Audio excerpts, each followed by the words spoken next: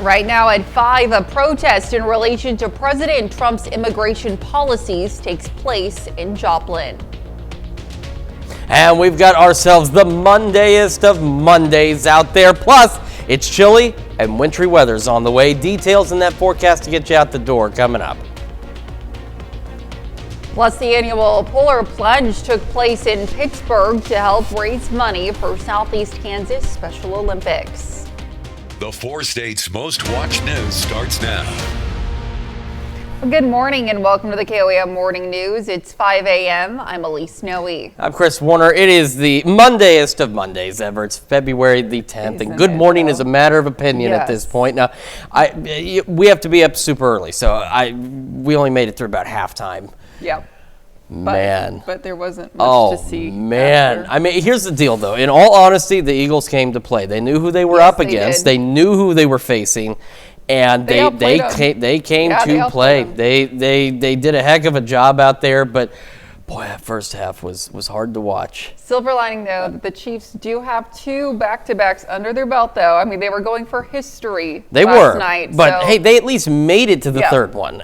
That's still impressive in itself. A fantastic job on both sides, but just, oh boy, there's going to be a lot of folks calling into work today, I think. They're going to need a couple of days to recover. And honestly, you may get that week to recover, depending on where you are and how much snow we might get over the next couple of days. Let's start with a look outside from downtown Pittsburgh. Our camera there at 4th and Broadway. So far, we're looking good. We've got about partly to mostly cloudy skies. Clouds are gradually beginning to increase across the area. MoDOT camera 20th and Rangeline looking good as well. See, look at it. Roads are fairly empty on both sides, and I bet they'll be pretty empty a little later today. It's going to be like a snow day. This, unfortunately, is something we got to keep an eye on. This is a winter storm watch in our northwestern counties that officially kicks in tomorrow and runs until Wednesday at 6 p.m.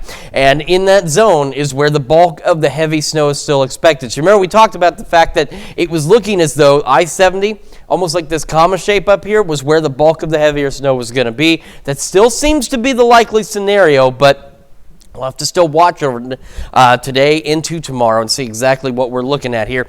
Today, though, again, it's going to be cloudy. It's going to be a bit breezy, but it's going to be warm. So if you are in that zone that might see a little more snow, now's the time to get ready out there, just in case it decides to get a little unruly. This morning, though, chilly for sure. We've got 20s out there for everybody, mid and upper 20s. So kids getting on the bus, they're definitely going to want a jacket. A little bit cold, upper 20s, mostly cloudy. Northeast breeze at about 5 to 10. That bus brings them back home. East winds now 5 to 10, occasionally gusting to 20. And we're looking at mostly cloudy to just cloudy skies and about 45. That's where our highs are headed for most of us today, too, is right around the mid 40s as clouds continue to gradually increase throughout the day.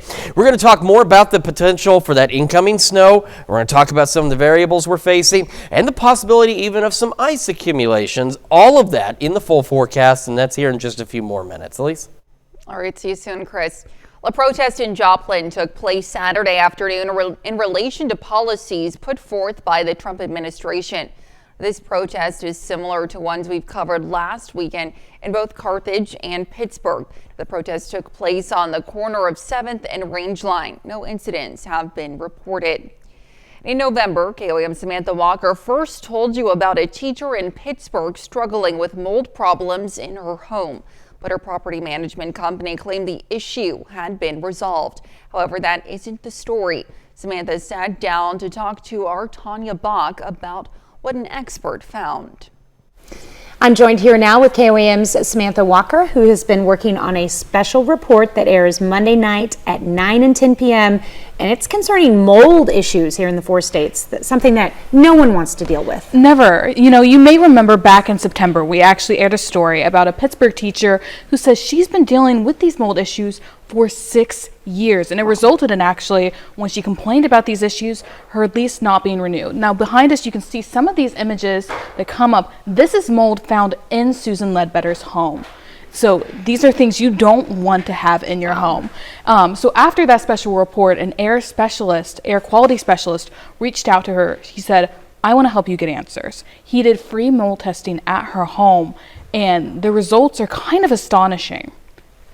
So not only did she have mold in her home that she dealt with for years, but her family was getting sick over it. You know, what we'll find in these reports is she had large amounts of a mold growth called aspergillus, and that impacts your airway specifically, according to this mold specialist. It was something her daughter was having severe asthma, coughing fits. She was having constant headaches.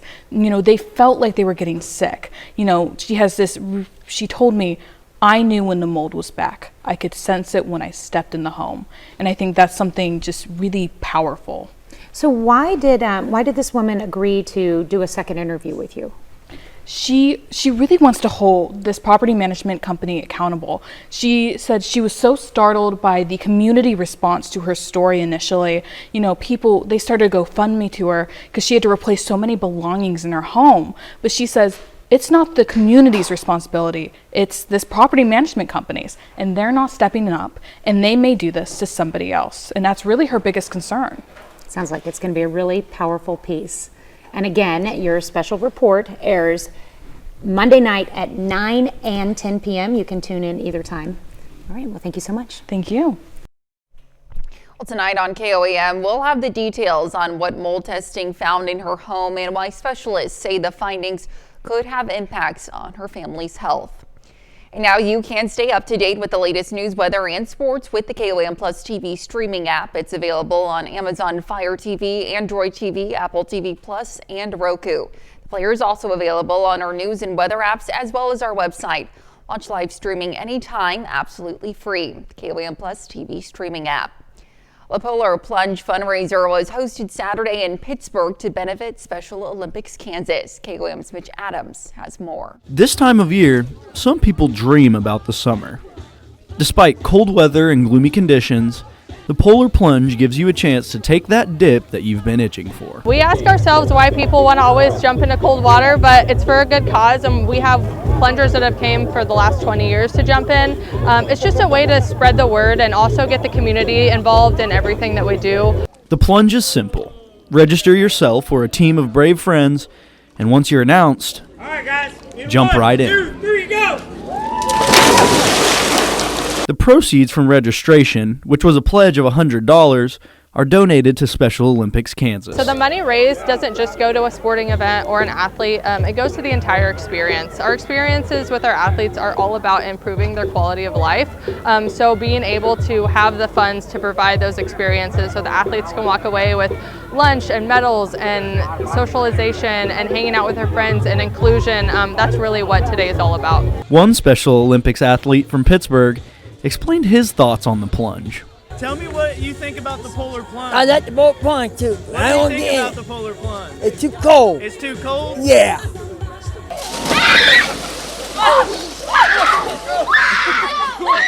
Although the water is frigid, plungers did their best to make a splash in the community. In Pittsburgh, Mitch Adams, KOAM News. Pittsburgh Police and Fire, Galena Fire, and Haven Support Services were just some of the groups who participated in Saturday's fundraiser. And that's a look at this morning's top stories and weather in our first 7 minutes coming up on the KOAM Morning News. Both of our local Division II college baseball teams were in action last night. We'll have those details. Plus, Russia hosted a 1950s themed disco festival that was inspired by the U.S. And we have a cold and partly cloudy day today. We'll have what to expect with Chris Warner in the Skywatch Weather Center. You're watching the KOAM Morning News. We'll be right back. Sometimes it's up for debate what the biggest sports story of the day might be, but this morning, yesterday, not one of those days for sure. Last night, Super Bowl Sunday, Kansas City Chiefs trying to become the first team in NFL history to win back-to-back-to-back Lombardi trophies. Now, Patrick Mahomes and the Chiefs looking to become the first team in NFL history to do so. Jalen Hurts and the Eagles return to the Super Bowl for the second time in 3 years. Donald Trump is the first sitting president to attend a Super Bowl. Midway through the first quarter, Eagles have the ball at the 1-yard line. They run the tush-push with Hurts for the first touchdown of the game. Chiefs trail 10-0 in the second. Mahomes rolls out, gets picked off by Cooper DeJean. Game-changing play as the rookie picks up some blocks and returns it for a touchdown. It's now 17-0 Eagles. After another Mahomes interception, Hurts finds A.J. Brown, and Philly takes a 24-0 lead over the Chiefs into halftime of Super Bowl 59. Things don't get much better in the second half. In the third quarter, Hurts unleashes a bomb to Devonta Smith. It's another Eagles touchdown. That makes it 34-0. Chiefs get on the board in the final minute of the third quarter when Mahomes finds Xavier Worthy in the end zone. But it's too little, too late by that point. The Chiefs fall short of a Lombardi Trophy three-peat. The Eagles win Super Bowl 59, final score 40-22. And we had much more than football going on yesterday. Here in the 4 states, both of our local Division II college baseball teams have home games. Missouri Southern started the season 4-0 before losing on Saturday.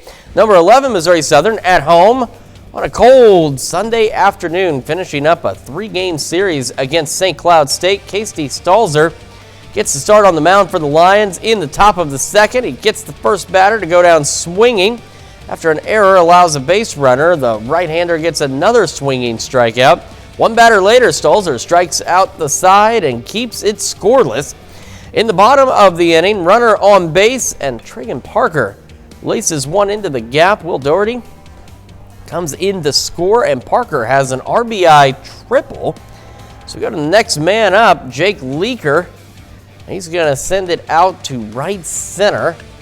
That'll drop down. Parker will score. It becomes 2-0 Lions, and Southern not finished yet. Cy Darnell turns on one down the left field line. Leaker scores. The former Webb City Cardinal has an RBI double. Lions put 3 runs on the board in the second inning and don't look back. They beat St. Cloud State 7-3. Meanwhile, over in Pittsburgh, how about this start to the 2025 season from the Gorillas? They beat Truman State 10-1 and improved their record to 7-0. When we talked to PSU before the season got started, there was a common message of winning these early non-conference games. So far, so good on that front. Well, college softball season is also well underway by this point. Missouri Southern is over at the Alvey Early Memorial Classic in Bentonville. Tough showing for the Lions yesterday afternoon, though. They get shut out 7-0 by Missouri St. Louis. Southern had a tough show of it at this tournament over the weekend and finished 1-4 with 3 consecutive losses. Brings the Lions record to 6-5 on the season. They're back in action this coming Friday. Well, still to come, a new study suggests that flossing could lower your risk of a stroke. Plus, well, there's snow. It's at least a possibility. We're going to go over all the details we have so far with you when we come back. Welcome back to the KOAM Morning News. Coming up on 5:18 now on this Monday morning, we're going to break down all the details we have so far in terms of the upcoming at least 2 rounds of winter weather. We do have winter storm watches in our northwestern counties. These officially start tomorrow and will run through Sunday at 6 p.m. In these zones, you could potentially see anywhere from 4 to 8 inches of snow. At least that's the expectation at this point. But I'm going to tell you right now, I literally just got done reading the latest update on the potential for winter weather, and the amounts of snow are the biggest thing still in question right now between these 2 rounds. We're getting better details on the fact it's going to snow. We're getting better details on where it's going to be. But what is not very certain yet is how much snow we're actually going to get. So we're going to break that down for you. Now for today, again, we're not looking too bad. It's going to be a little dreary out there. We're initially mostly cloudy. By this evening, we become straight up cloudy. And our temperatures are obviously well above freezing. About seasonable out there, about the mid-40s, so not bad. Then we go overnight tonight, and it doesn't show up a lot on here, but we're going to start to see some wintry mix opportunities. Some light rain, light drizzle, light snow out there. And they'll kind of blend together with our temperatures getting pretty darn cold tonight. As we go through Tuesday, now again, right now for Tuesday, yes, snow looks as though it's going to happen Tuesday, but we're still looking at Tuesday being, at least into the afternoon, not the main source of the accumulating snowfall. It's not to say that this stuff isn't going to accumulate throughout the day tomorrow, but anything we see should be relatively minor, except again, maybe in our northern counties, you might get upwards of an inch, inch and a half as the expectation right now. It's Wednesday. We go overnight in Tuesday into Wednesday morning. Take a look at that. That's a lot more snow. And yes, down where it's a little warmer. Again, remember, the future track is also looking at precipitation at a certain height in the atmosphere. So that's why the potential for some freezing rain accumulation, some ice accumulations will be possible out there, as we could see rain falling and freezing on the surface, hence freezing rain. But here we are Wednesday 5 a.m. Virtually the entire western half of our area inundated with some snowfall, and this will continue throughout the day. Here we are at noon Wednesday, and it has not stopped snowing, especially in the parts of southeast Kansas, hence those winter storm watches. It will not really let go of us until late Wednesday evening. So what are we talking about for snow totals? If I had a very definitive answer or a nice, magic ball to look into, I would certainly tell you. Round one, Tuesday, 9 o'clock. As you can see on this computer model, we're going to go through all of them, doesn't really show much. We're talking 1/10 of an inch, maybe a 1/2 inch at most in most locations, maybe some higher amounts to the east. Then we go Wednesday and we go into Thursday, and by the time it's all said and done, now you see we've got some greater totals, especially into our northern counties. However, another computer model looking at, again, the same information. This is why we have the variance. Not too dissimilar in terms of the light snow amounts from the first one. It's the snow totals by the time we get done with all of this that are greatly different. Where over here it even had upwards of 6 or 7 inches. Well, this one now has 1 to 3 with some slightly higher amounts out there. So it's going on a lower end of snow. So again, a lot to keep an eye on. Now on top of that, same two computer models also look at ice data. We're not expecting at this point significant icing, not like an ice storm by any means, but we could get some thicker amounts of ice here and there. Could lead to a few travel problems with this system. Again, this one is showing it right along and immediately north of, say, the I-44 corridor. The other computer model thinks it may be a little further south in terms of where we could see that potential for some ice accumulation out there, but almost in the same areas. And again, at this point, not looking to be significant icing, but could be enough to build up bridges, overpasses, tree limbs, power lines, just cause a few minor headaches out there. So again, there's a lot that we're going to have to keep an eye on over the next 24 hours, really. And Doug will be here later this evening, have the latest on this as well. So we'll have that possibility. Temperatures colder, mid-40s today, mid-30s tomorrow, low 30s and upper 20s on Wednesday, and it'll be breezy tomorrow as well, which will not be nice.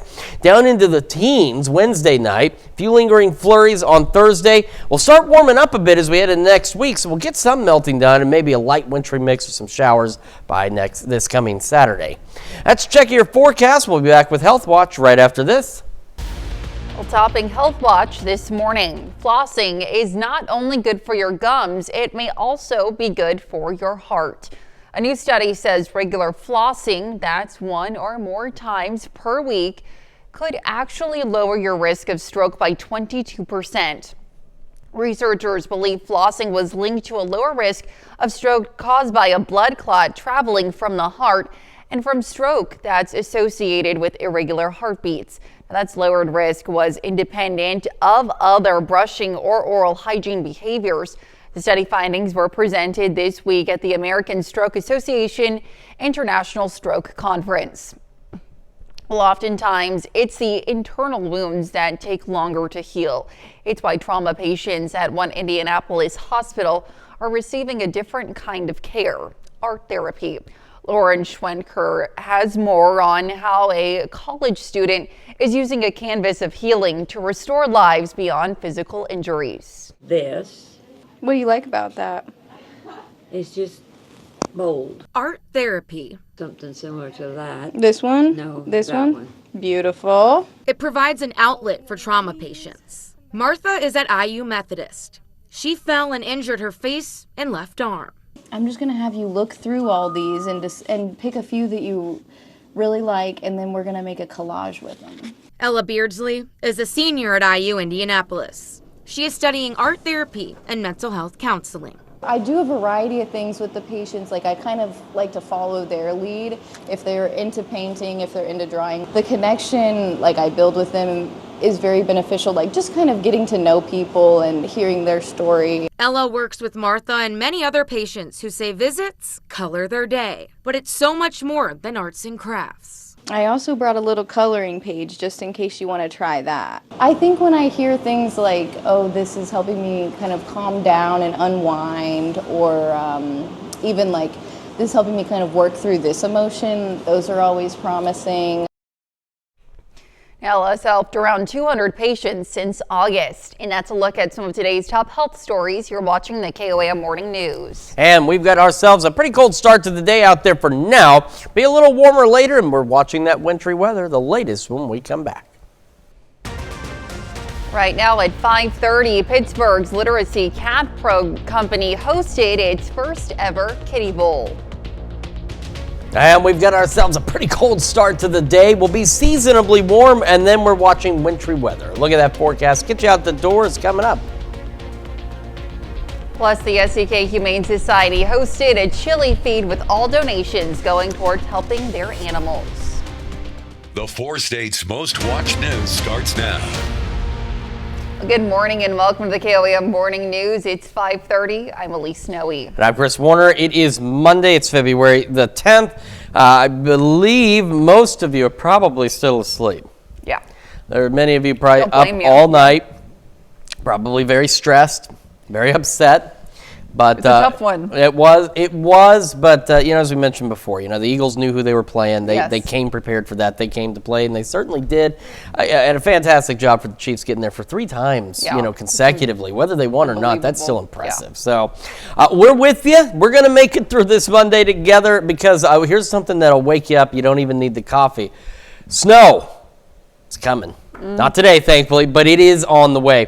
Let's start with the look outside, though. We'll get you through Monday first. And boy, I'm telling you, Starbucks isn't wrong. I guarantee you there's a lot of folks that this is going to be the Mondayest Monday ever that they've had, and so we're going to get you through it. And today it's not going to be too bad. It'll be cloudy. It's going to be a bit chilly, but it'll be seasonably chilly. Of course, live look downtown Pittsburgh looks great so far. Same from the MoDOT camera.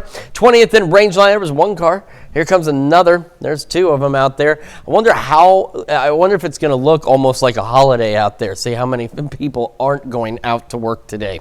We do have winter storm watches in our northwestern counties. These officially start tomorrow and will run through 6 o'clock Wednesday evening. And that is because this is where the heavier bands of snow at this point are expected as we go through the next couple of days. Now, as for today, we're mostly cloudy to cloudy. We'll be a bit breezy. East winds will be gusting upwards of 20 from time to time. As we head into the evening, we will eventually just straight up be cloudy, and as temperatures drop, we're going to start to see opportunities for a rain-snow mix overnight tonight. Right now, though, cold. We are mostly in the mid to upper 20s, but as you can see, everybody is in the 20s this morning. So kids getting on the bus, they'll want that jacket. Mostly cloudy, upper 20s, northeast winds 5 to 10. And when that bus brings them back home, about the mid 40s, cloudy skies, east winds again gusting upwards of 20. And the mid 40s are where our highs are headed. Some of us, of course, upper 40s. So seasonably chilly out there. And clouds will continue to increase through the afternoon into the evening.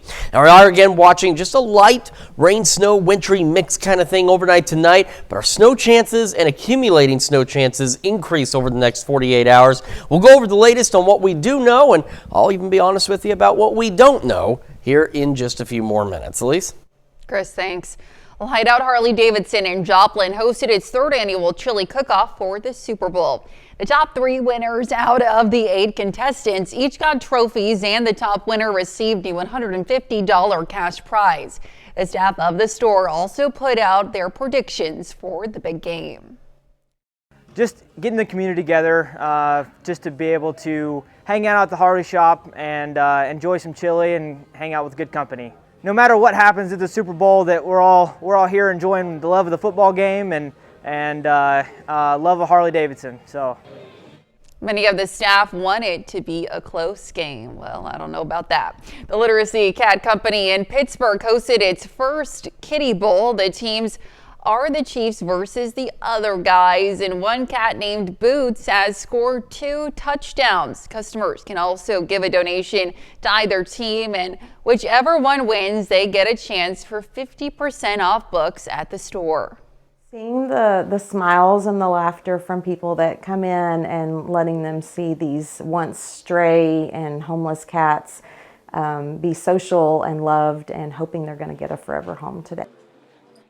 If you want to lower the number of stray cats, make sure to get your animals spayed and neutered.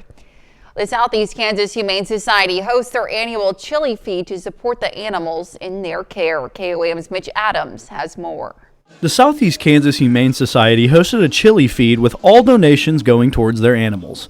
The chili feed has a long history in Pittsburgh, one that's coming up on a half a century. We have our 48th annual chili dinner happening today. It's our largest fundraiser that we do every year. You know, 40 years ago, probably never thought that this type of event would last and be blown up this big. So we're super appreciative of the community support for us allowing to have another 48th year of this. $8 gets you a bowl of chili, a drink, and a dessert, with each dollar finding its way back to the Humane Society. From our spays and neuters, from our vaccines, to our microchip clinics, to 100% goes to every single animal out at that shelter. Community volunteers worked in the kitchen, while Reese Nichols Realty volunteered in front of the building, handing out quarts of chili to the drive-up customers, all for the sake of the animals. A lot of the community that we see is not only indoors, but outside too. We started the drive-through many years ago, and that blew up. I mean, from people just driving through to go home to the big football game. So whether we see you indoor dining and sitting down or just through the drive-through giving us a high five, thank you. We thank every single person of the community that came out to support this event. In Pittsburgh, Mitch Adams, KOAM News. Como Jewelry had a Blingo Bingo game at the chili feed where players could win different accessories. And that's a look at our top news stories coming up this half hour on the KOAM Morning News. At least 2 people are dead after a small plane crashed into a bus in Brazil.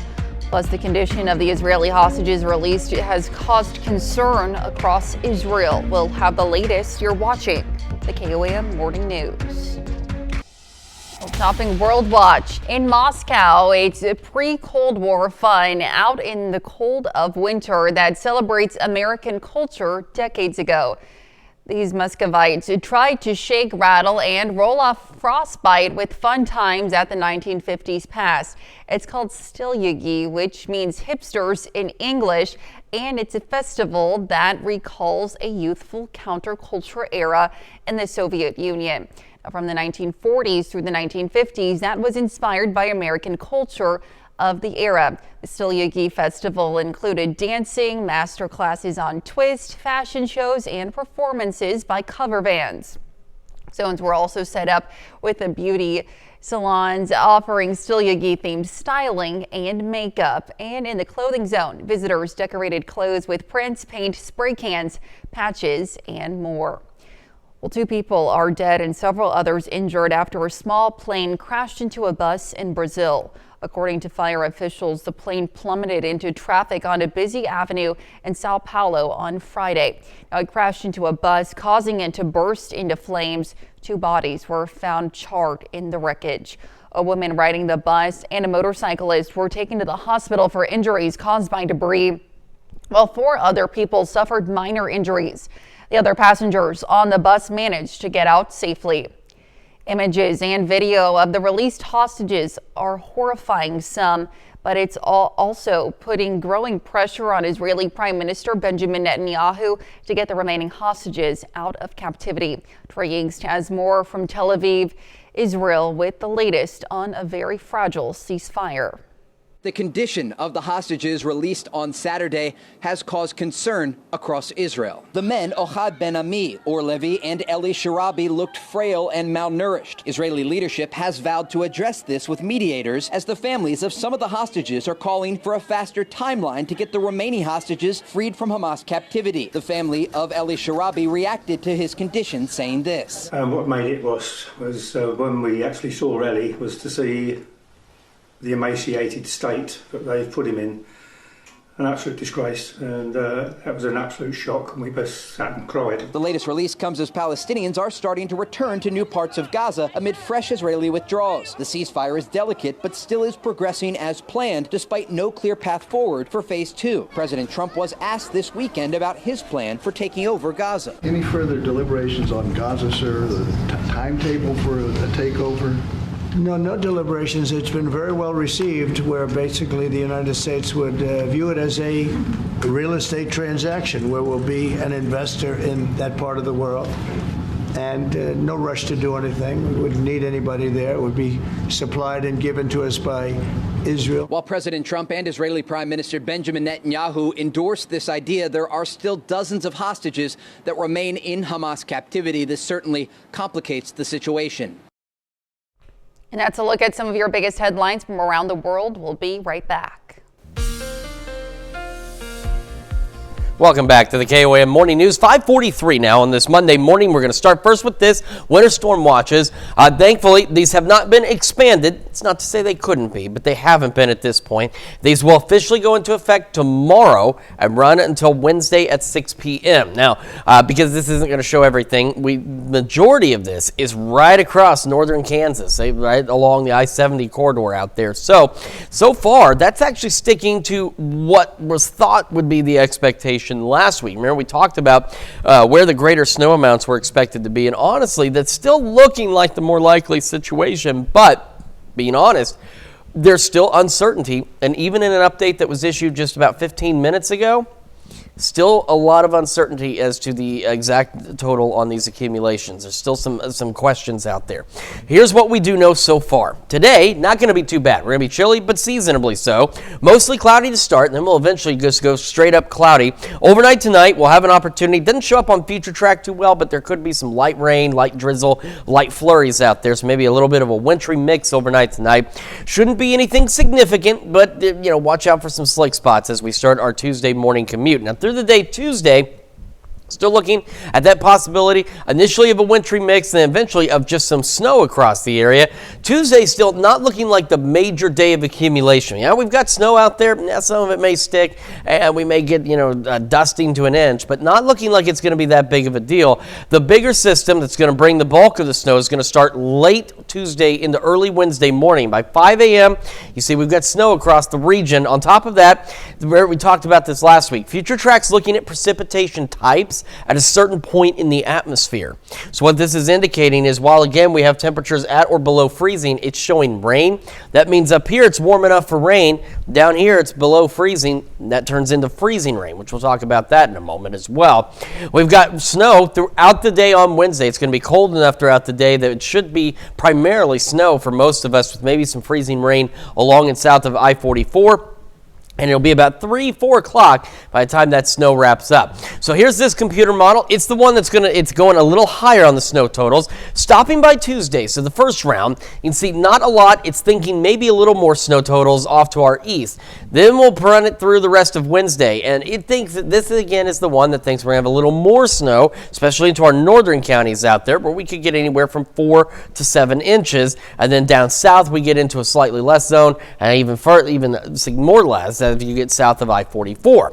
Then we go to the other computer model. So by Tuesday, again, round one, it's narrowed that pass, but still looking at similar totals, dusting to a ½ inch at most. And then we run it through Wednesday, and we add in the rest of it. So yes, some of our northern counties in that 4 to 7 inch zone, but it's trailed back a bit across the rest of the region and even retreated some of that snow back up a little north, keeping it out of parts of northern Arkansas. So again, a lot to keep an eye on. There's also going to be that potential for some freezing rain accumulations along and south of I-44. Now at this point, we're not expecting anything major, no major ice storm or anything like that, but could again accumulate on bridges, overpasses, power lines, so could just cause a few slick spots here and there. Something else though that we will keep an eye on. Quick look at temperatures, 27 right now in Joplin, 19 what it feels like with an east-northeast breeze at 7. 20s for all of us this morning. We're in the mid to upper 20s, so a cold start to the day, and it will eventually warm up.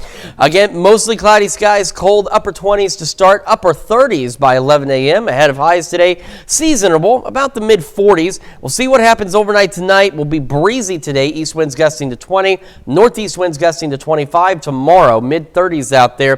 30 on Wednesday, maybe a few flurries Thursday morning. Warmer heading into the Friday and Saturday, maybe a wintry mix Saturday, cold again by Sunday, and then we'll warm up again next week. So whatever we do get shouldn't stick around nearly as long as the last round of wintry weather we got. Let's check your forecast. We're back with more right after this. And while the Super Bowl took place in New Orleans, it was a busy weekend for award shows in Hollywood. David Daniel has the highlights in today's Hollywood Minute. Hi, I'm Annie. Hi, I'm Annie. You don't have cash? Let's go to the ATM. A huge weekend for Honora. Sean Baker's comic drama took top honors from the Directors Guild of America, the Producers Guild of America, and the Critics' Choice Awards. Ramel Ross won the DGA's first-time feature film honors for Nickel Boys. Do you need assistance? The Wild Robot took the PGA's prize for animated film, and it cleaned up at the Annie Awards, honoring the best in animation. It took home 9 trophies, including Best Feature. The Latvian film Flow received 2 Annies for Best Writing and Best Independent Animated Feature. Both films are up for the Oscar for Animated Feature Film. Let's say no one wants to hear what a kid wrote last month. Well, I like your songs. And A Complete Unknown was the top honoree at AARP The Magazine's Movies for Grown-Ups Awards. The Bob Dylan film, which is up for 8 Oscars, was named Best Picture for Grown-Ups and Best Time Capsule. In Hollywood, I'm David Daniel. Well, a gigantic fish species known for tipping the scales found itself in a tricky predicament off Florida's coast. Thankfully, a brave rope-wielding sheriff's deputy was in the right place at the right time. Jeremy Roth has today's Take a Look at This. Deputies in Florida had a whale of a tale to tell after helping free an enormous rare sunfish trapped in shallow coastal waters. The massive fish, which is the world's largest bony fish species, can weigh up to 5,000 pounds, and as such, this marooned monster required the use of a rope for Volusia County officials to pull it to fishy freedom. Another exotic species wasn't so much freed as it was confiscated after U.S. Customs officials at LAX discovered 37 live giant beetles smuggled in various snacks in an incoming shipment from Japan. Giant beetles are often sought after by insect collectors, and these species can pose a very serious threat to U.S. agriculture. In other news, Valentine's Day is upon us, a time to spread some love or exact some revenge. California's Visalia PD wants to help, encouraging spurned lovers to turn in any ex who has an outstanding warrant, posting, "Roses are red, violets are blue, your ex has felony warrants, call us, they'll never know it was you." Speaking of doing your duty, you can do some good for Valentine's thanks to a peculiar promo at the Fort Worth Zoo, where for $10 you can dedicate a pound of scooped manure to your ex, courtesy of one of the zoo's beautiful, bootyful animals seen here in this cheeky vid. If this isn't the weirdest Valentine's promo, it's got to be at least number 2. Finally, for a Valentine you actually like, the San Antonio Zoo is offering adorable kissograms from select wild and woolly residents. For $10, you pick the animal, and the zoo officials will send a video Valentine of them sticking their snout right in the cam for a kiss, which for this giant tortoise might look something like this. I'm just saying, pick your kissing critter carefully, people. For Take a Look at This, I'm Jeremy Roth. How fun. Stick around. We'll be right back.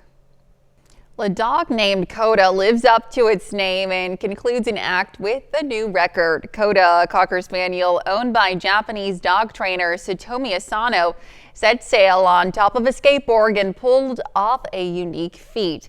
With a little help from her rear feet, and on an Italian TV show called The Record Show on Friday, Coda dog paddled her way through 40 people standing together as a human chain. Thanks to a little coaxing from Asano, and that got Coda a new world record for dog skateboarding through the longest human chain. Coda's performance bested the old record of 33 people in a human chain, also set by a Japanese dog in 2017. And Valentine's Day is just around the corner, and whether your Valentine's Day is filled with love or heartbreak this year, one zoo in the Southeast has got you covered with a special promotion. The Memphis Zoo in Tennessee is offering the perfect gift for lovers and exes alike. The zoo is offering a new promotion called Dating or Dumping, where followers can donate $10 for a video to give to a lover or enemy. Followers can either purchase a video of a red panda eating a grape to send to their special someone, or they can buy a video of elephant poop to send to their ex. Those interested in the unique Valentine's Day gifts have until February 12th. I mean, why not? I suppose. I mean, Really, we can pay $10 for a video. I could, do that for like a third of that price, okay? Oh. I mean, there's enough. Anyway. Oh, my word. All right, well, whatever floats your boat, okay? Mostly cloudy skies. We're going to be cold to start. Upper 20s at 8, upper 30s by 11 a.m. Highs today seasonable, about the mid 40s out there. Mostly cloudy, and then eventually just cloudy across the area. East winds occasionally gusting up to 20. Now, through the evening, still just cloudy. Temperatures gradually falling back. I did not change. I apologize. That is not supposed to be 43. East breeze 5 to 10. We'll start seeing a wintry mix. A little bit of rain, a little bit of snow in there. Nothing crazy, but some slick spots to start our day Tuesday. Breezy tomorrow. Northeast winds gusting to 20. Mid 30s. Another wintry mix. Eventually just becoming some snow. But our main event looks to still be Sunday. Where am I? It's the animal video that has got me confused. Snow possible, if not likely, as we head into Wednesday. We'll have more on that and more of the KOAM Morning News after this.